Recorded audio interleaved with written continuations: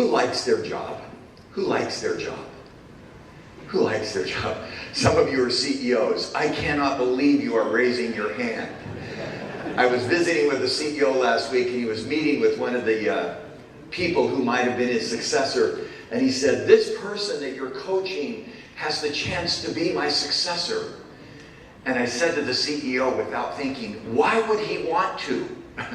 And I knew the CEO was a little bit offended because, but I'm the CEO. Let me empathize with you. You have a difficult job running your companies. But let me commend you. I've now been to Sri Lanka a couple of times with some gracious hosting and sponsorship.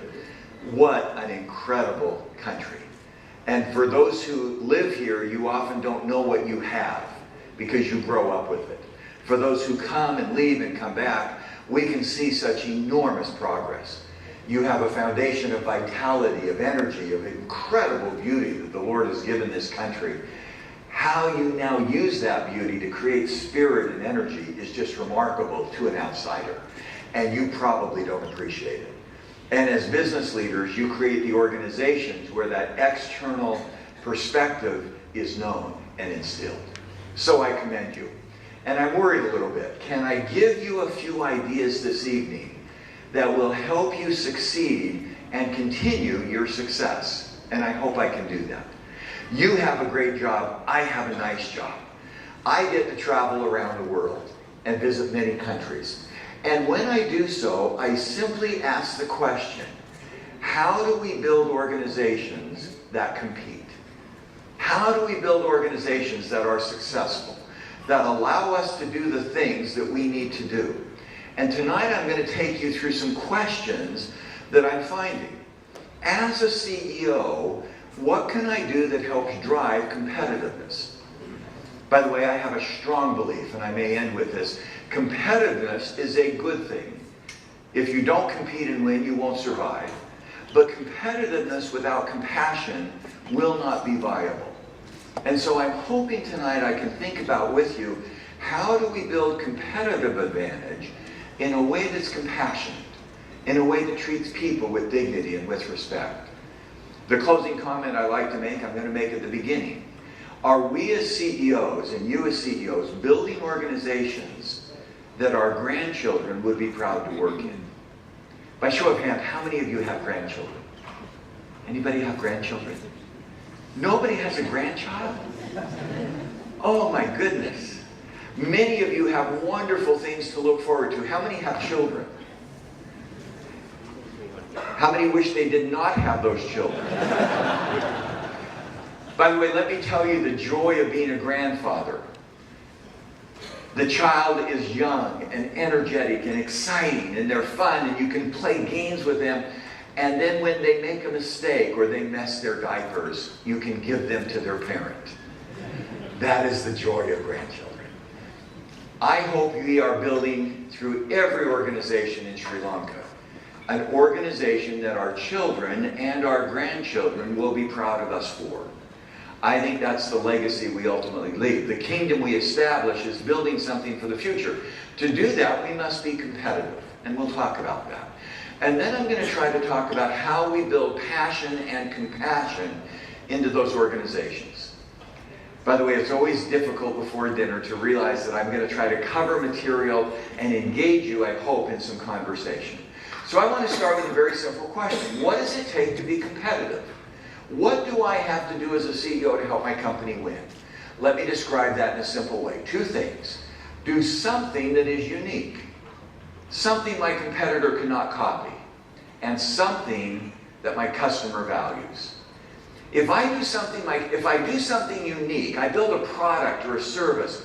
A number of years ago, the firm Xerox built an incredible product to photocopy, to collate, to do all these things. But it took 2 days of training to learn how to use the machine. It was unique, but nobody wanted to learn how to use it. Another company, an oil company, they had a unique product that was very exciting. They decided that in the desert, in the Mideast, if you put a layer of asphalt 3 or 4 feet under the ground, the rain would eventually be held, and the desert would begin to blossom as the rose. So they tried to do it. Here's what they discovered. The Bedouin who lived in the Mideast did not want their asphalt. In fact, they told them where they could put their asphalt. They said, we don't need you to pave a road under our desert. We like our desert. Uniqueness that does not add value to customers won't win. But when it does add value to customers, it wins over time.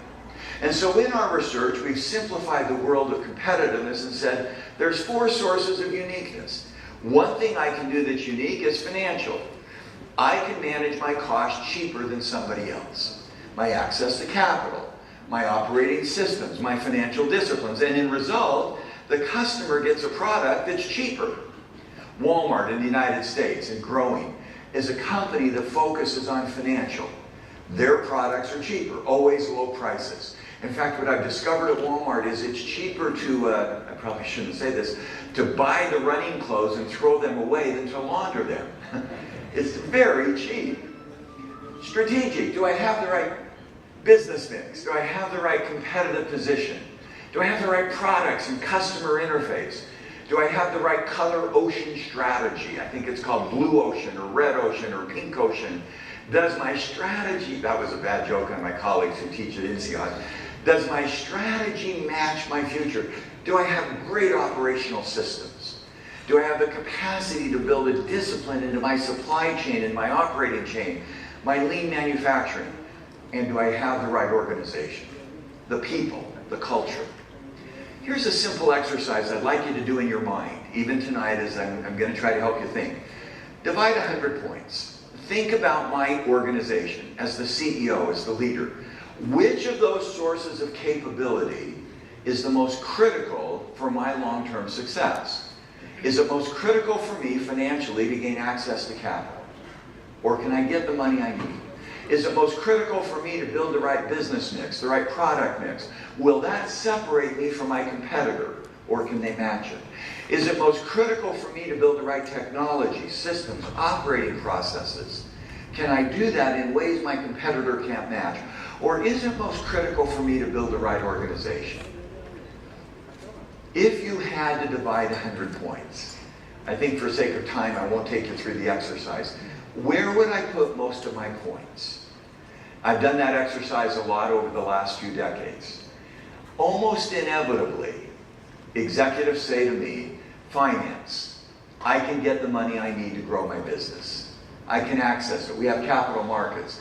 We have a great governor of our financial banking system in Sri Lanka. I met him today. What a delightful, delightful human being. I was supposed to say that. Did I say that okay? I may get in trouble here. My name is Tom Peters, if you're checking at customs. But we have money. We have a good product. But our competitors reverse re-engineer our product. They can match it. We have a new financial product. We have a new manufacturing product. We have great systems. But our competitors can buy the systems. Almost inevitably, organization gets 35, 40, 45 with the 100 points. Do I have the right organization? Do I have the right people? Can I build an organization that wins? You mentioned our room in the introduction. I worked with Jack Welch. How many have heard of Jack? We've all heard of Jack Welch. Has anyone met Jack Welch? It was fascinating. Here's when I met Mr. Welch, and I'll tell a quick anecdote from probably 25 years ago. He brought a group of faculty who teach at their training center called Crotonville together. So it's professors from many universities, about 50 people. And Mr. Welch has great gifts. He's a brilliant executive. One of his unique distinguishing characteristics is he is very self-confident. I'm not sure I said that appropriately, but he's got a lot of self-image, goodness. And so he brought the 50 faculty together and he said, you faculty are going to teach my managers. I want you to teach the right thing. And he said, our company has succeeded financially. We've had 180 quarters in a row of profitable earnings. Our company has a great strategy, number 1 or 2 in market share. If we're not number 1 or 2 in market share, we'll fix it, we'll sell it, or we'll close it. I'm very clear about strategic goals. and we have great systems. We have to create a new organization. And he actually said, I want to create a liberated organization that frees people up. And I would like you to run a 2-day program to liberate the human soul. I was the youngest faculty member in the room. I was probably 10 years younger than the other great professors from Harvard. And without very good judgment, I raised my hand and I said, Mr. Welch, that's a stupid idea. And all of the faculty around me went, oh, young faculty told Mr. Welch he's stupid. And he said, why? And I said, you can't create a liberated organization through a 2-day training program. People will attend the training program, they'll check it off their checklist and claim they've changed, but they won't change. A 2-day training program is like me going on a 1-day diet. I diet brilliantly every day from 6 a.m. until noon. At which point the diet stops. And a 2-day training program is not going to be effective. And he said, well, I think it will. Build the program, make it work. I said, no, that's stupid. If you want to waste $30 million, buy a company plane and fly people all over, but don't waste the money on this program. It will do damage. We argued for 20 minutes. We took a break. At the break, all of the faculty from Harvard and INSEAD and the London Business School patted me on the shoulder and said, young professor, we're so sorry. You offended Jack Welch. And I thought, oh, I made a horrible mistake. That night he called and he said, thanks for talking with me. Can you come in tomorrow and tell me an alternative way to create a liberated organization? Actually, I have to confess, my first thought was, I will train in a 2-day program 100,000 of your managers and make enough money to buy my own plane. So I had this little personal ego need. I said to him, to be honest, I said, I don't know how. Let me have 48 hours to think about it. That was the beginning of one of the pieces of what was a program called GE Workout, where we went in and we tried to create an organization that was not liberated, that wasn't the right word, but that helped people accomplish the things they needed to accomplish. Tonight I'm going to take you through what we've learned in the last 30 years. How do I, as a CEO, manage my financial success, my strategic success, my technology through good organization? We believe organization has 3 parts. Talent. Do I have great people? If I don't hire people is anybody sitting here with their boss in the room? Does anyone have their boss in the room? Okay, I'm now going to ask a very sensitive question.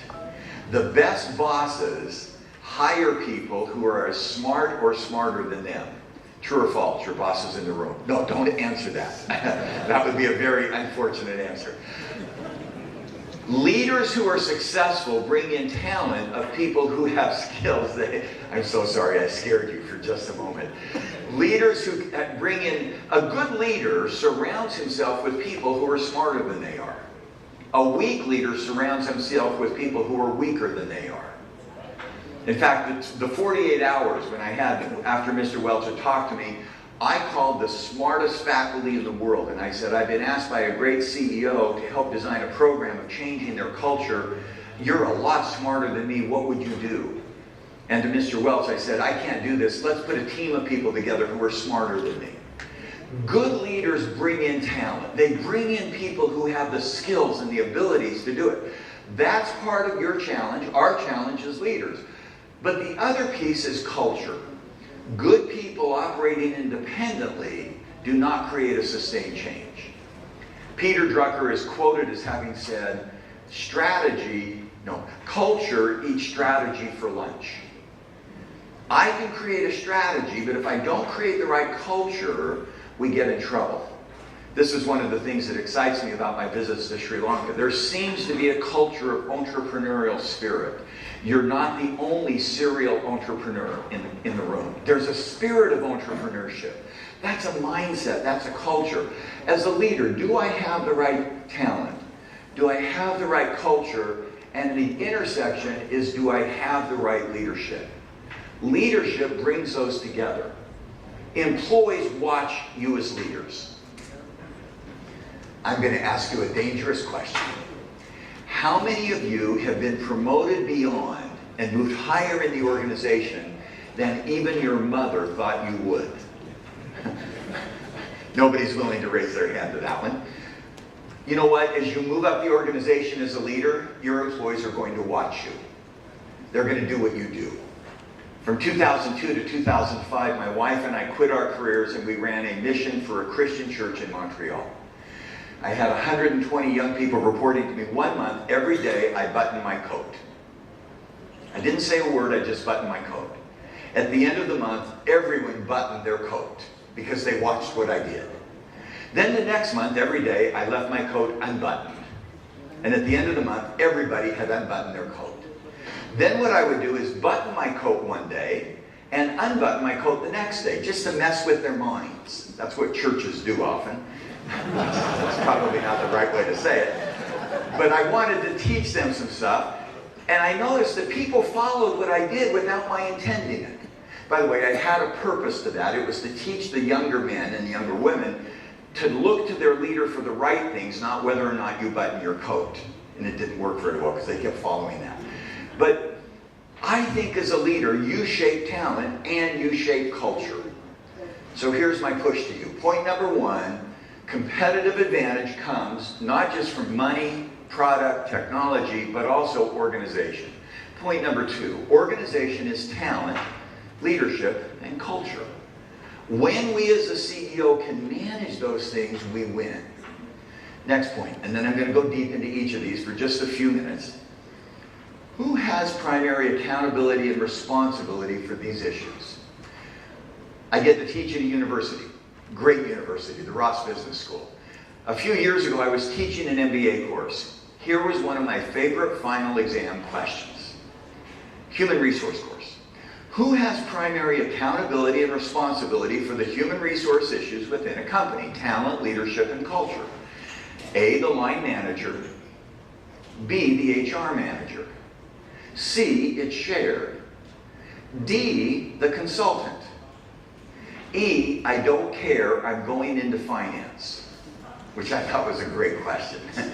Those that answered E are now making money as investment bankers. That's a joke. Almost everybody answered C, and I marked it wrong. Who has primary accountability and responsibility for talent, leadership, and culture in a company? And I think the answer is A. You, the CEO, you, the general manager, you, the operating leader. You're responsible for money, you're responsible for customers and products and systems, and you're responsible for this. You should own that. If you delegate that to your human resource group, you're not doing your job well. That's a pretty aggressive statement. However, your human resource group should provide you 2 insights. Number 1, they should be your architect. Has anyone built a home with an architect? Has anyone used an architect? Was it a good or bad architect? Maybe I don't want to know. What would a good architect do? We built a home with an architect, and he was very good. He interviewed us. He talked to us. He got to know our lifestyle. Your HR partner should talk to you, get to know you and the business, and really deeply understand what the business needs. Then the architect put together a blueprint of how our family could live in this space. In our case, we were on a hill, and he came back and he said, on the top floor will be the bedroom for Dave and Wendy, my wife, for an office for Dave, and an exercise room that I think you could use. He added that, and I said, thank you for the feedback. In the basement, level down, 2 levels down, will be the bedrooms for each of your 3 children. So we had a bedroom for Carrie, Monica, and Michael, and a room for them. And in the middle will be the family room in the kitchen. And I said, aren't the children supposed to have their bedrooms close to the parents? And he looked at us and he said, I interviewed your children. This is the thing they most wanted in this house, was separation from you. So we did it. Look to your HR person to be your architect for talent, leadership, and culture, and then stretch them. Architects build houses. They build a blueprint. What you also want from your HR person is turning your house into a home. A house is a series of structures. This structure is beautiful. The country here is beautiful. But what makes a country powerful, what makes a house a home, is not just the blueprint, but the spirit and the energy within the blueprint. Get your HR partners to figure out how to create this home inside your organization. A feeling where there's warmth. Quick anecdote to capture that, then I'll give you a couple of ideas on each of these, and we'll do some questions. I won't cover every slide if you have the notes. In 2002 and 2003, we lived in Montreal. An experience changed the way I see some of the world. We were managing a church. One day I met with an immigrant family from Haiti. Poor family. They were living in government housing, 3 or 4 children in a relatively small apartment. Modest, not wealthy. But when I went into that apartment, there was an incredible feeling of warmth. And some of you may remember where you grew up in those places. The house became literally a home of embodiment, of warmth, of love, of kindness. The father and the mother loving their children and caring for them and nurturing them. That evening, if you've ever been to Montreal, up on the hill, Ville Montréal, are some of the beautiful, beautiful homes. And Wendy and I had dinner in one of those homes. We went in, there was a butler who wore white gloves like our butlers tonight. And this was a gorgeous house. I should have said house, not home. We had a catered dinner. We had original art on the wall. We had a gorgeous house. But there was no spirit of home. The conversation was superficial. The discussions were not intimate. The relationships were forced. And as I drove home that night, I said to my wife, this morning I was in the ghetto. I was in this poor area, government housing, and I felt like I was in a home with the spirit of warmth and graciousness. Tonight I was in a gorgeous house. I think I'd rather be in the small home than the gorgeous house. CEOs, you have beautiful houses. You've created wonderful organizations. You've got enterprises that are successful. You've got in your government an incredible enterprise as ministers that's shaping this country. Let's create a warmth of a home and the spirit of energy and vitality.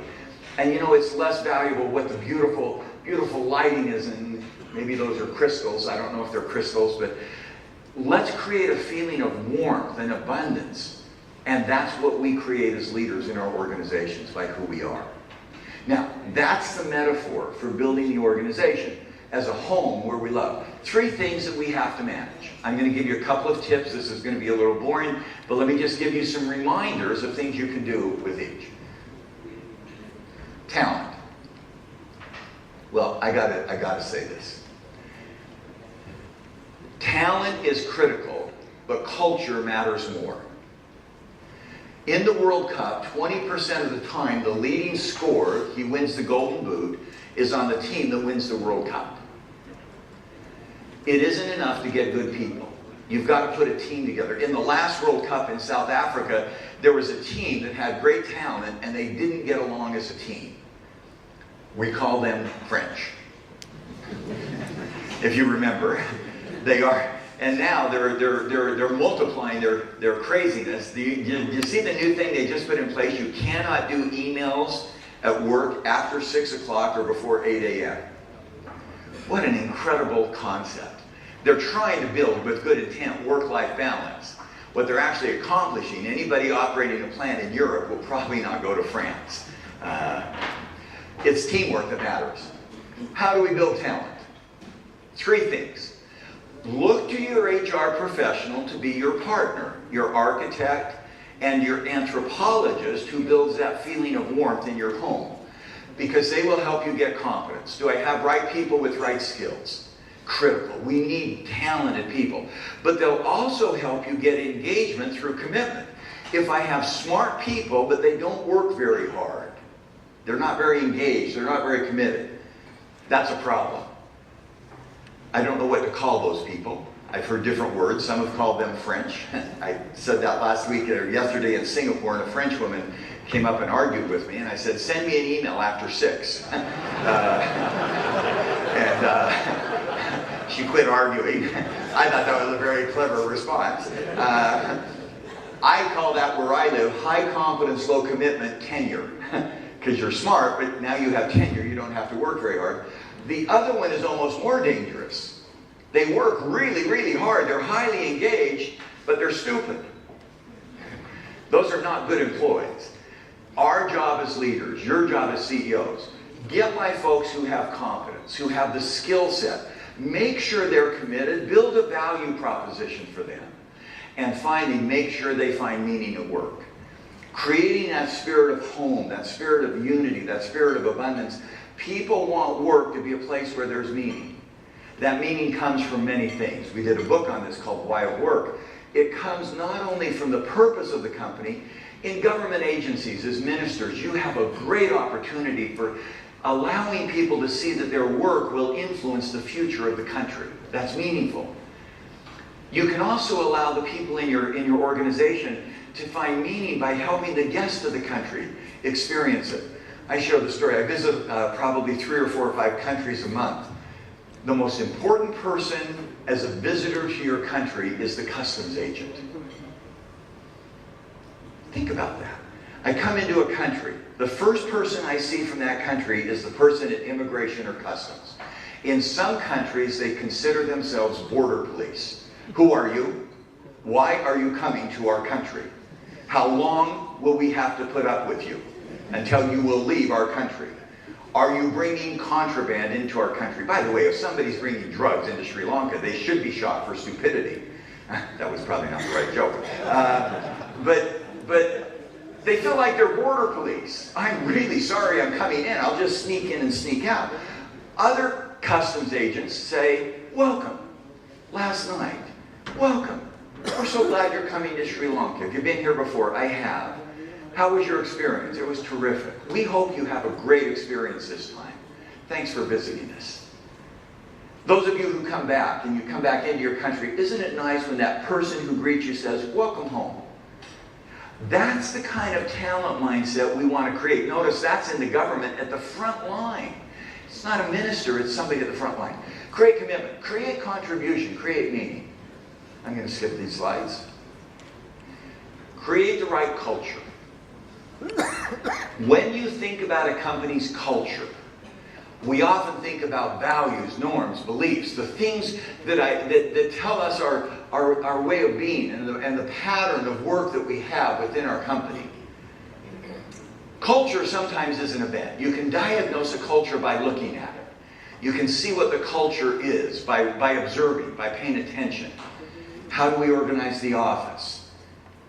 How do we talk to each other? How do we have events? But culture becomes a pattern when those events become values. They become norms. But ultimately, the culture should become an identity. I've shared this story. If you've seen me today, it's a story that captures it for me. I fly a lot.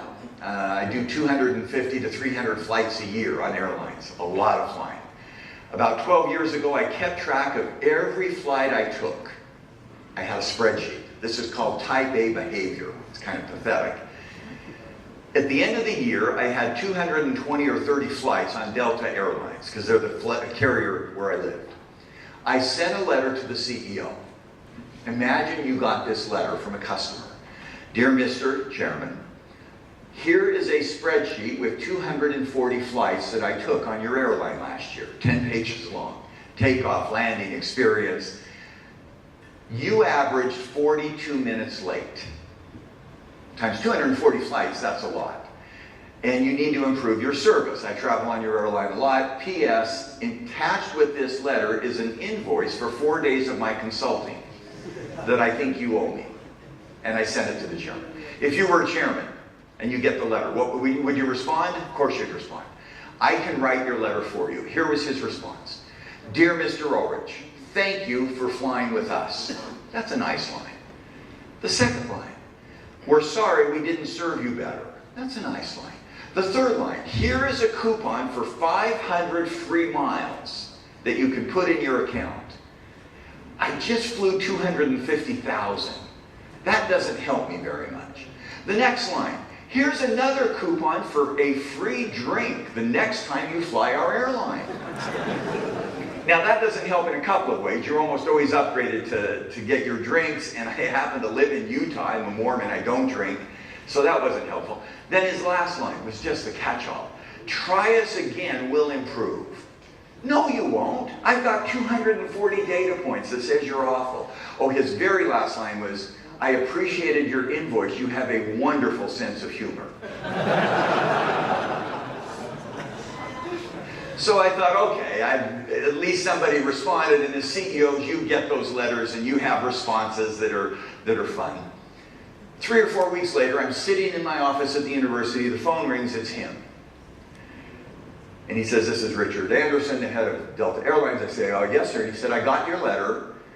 And he said, to be really honest, when I received it, I thought you were a crazy schizophrenic person making this up. Nobody keeps track of every flight they fly and sends it to me. And I said, I had a lot of free time. 42 times 240. That's a lot of hours that I could spend to write you letters. And he said, quit being a fool.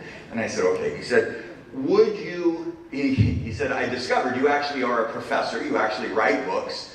He said, I've never heard of any of them. I thought, well, thank you. I've not thought much about your airline either. But would you be willing to help us change our culture? What a great opportunity. Those who do consulting, yes, I want to help. So I said to him, what do you mean by culture? And he said, it's our values, our norms, our identity. It's who we are, it's what we do, it's how we behave, it's the unwritten rules. And I said, you're wrong. Culture is the identity of the firm in the mind of your most critical customers. And he said, say that again. Culture is the identity of the firm in the mind of your most critical customers. It's your firm brand outside made real inside. And I said, you have a problem. I'm one of those customers. I fly your airline a lot, and my image or identity of you and your reputation is you're late and you don't care.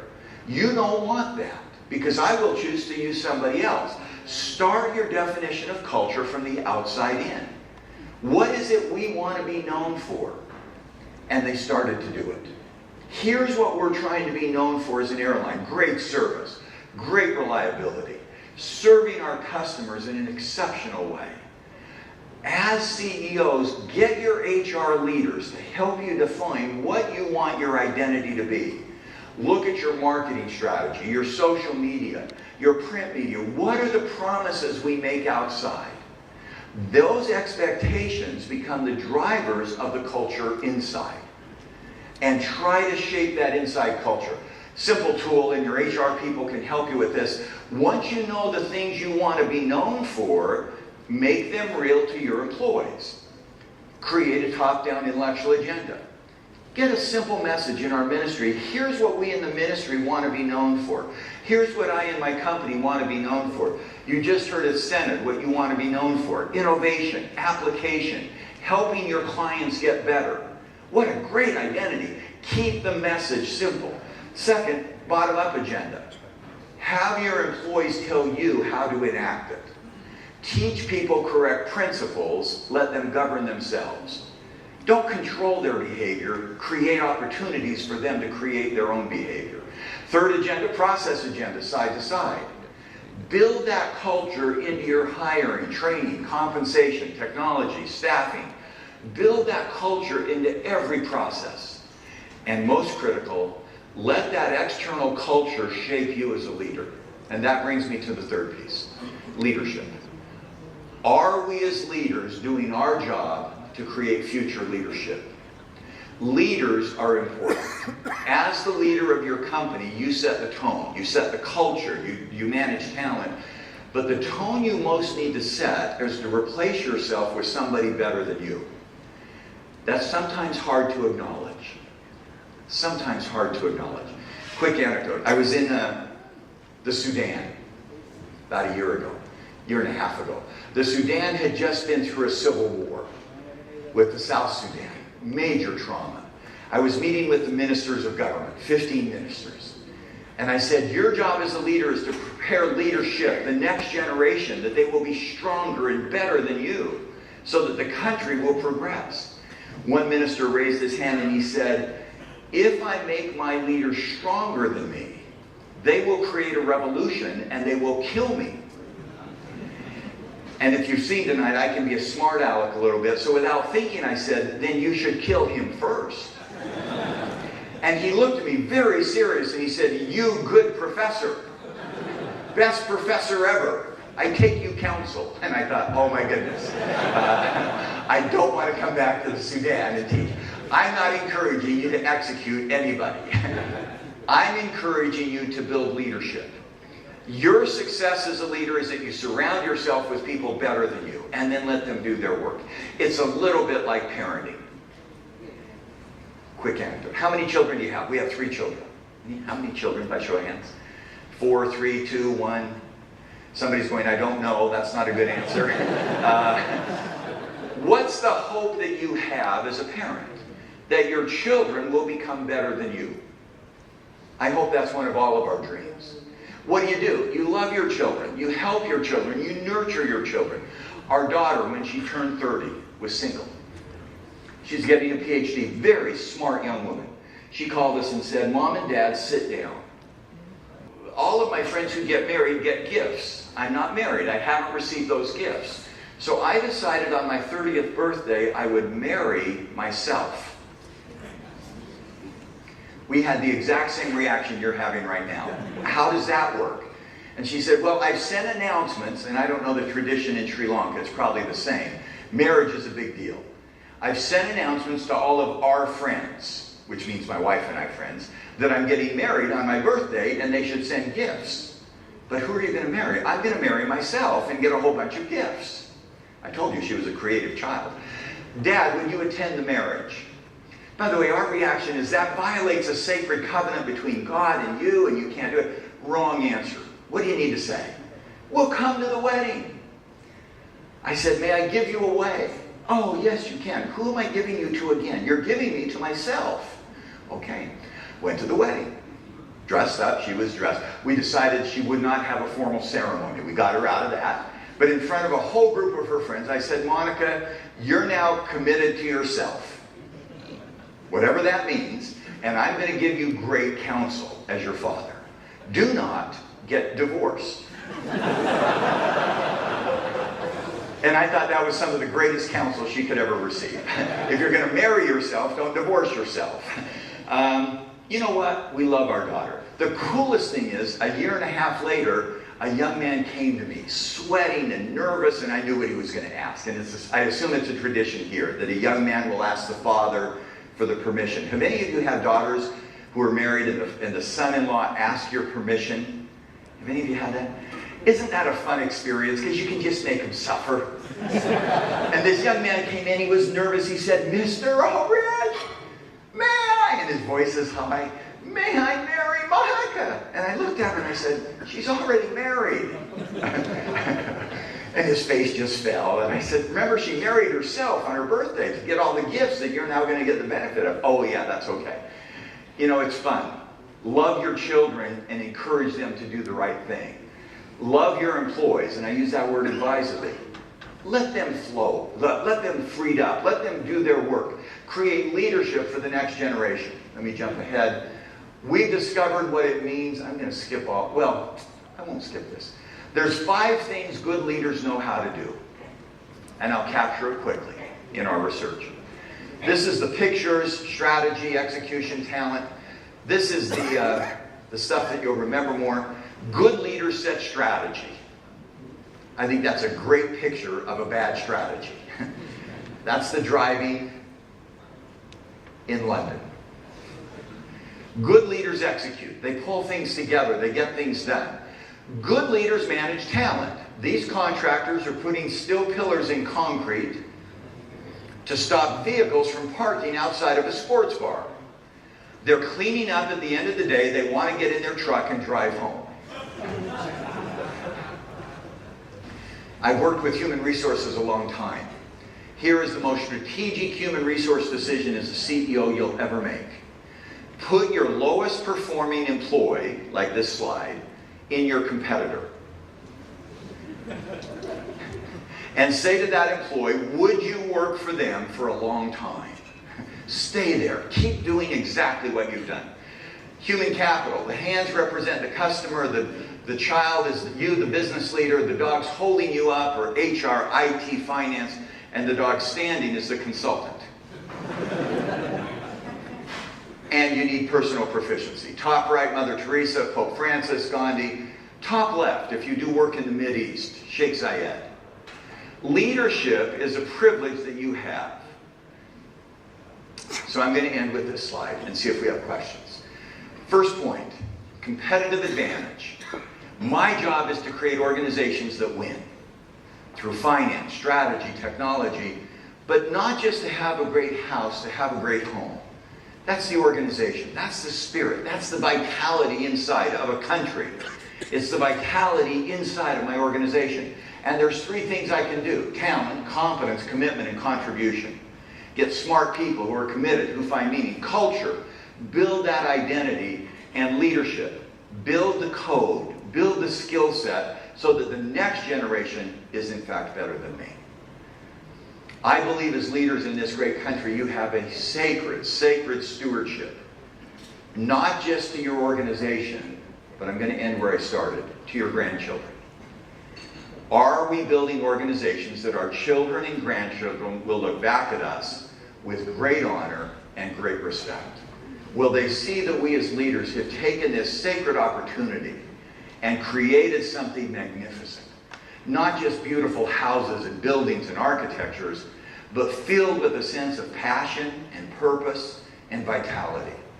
In the ministry, as you do this, the government becomes the example for others. In industry, as we do this, we build organizations that win over time.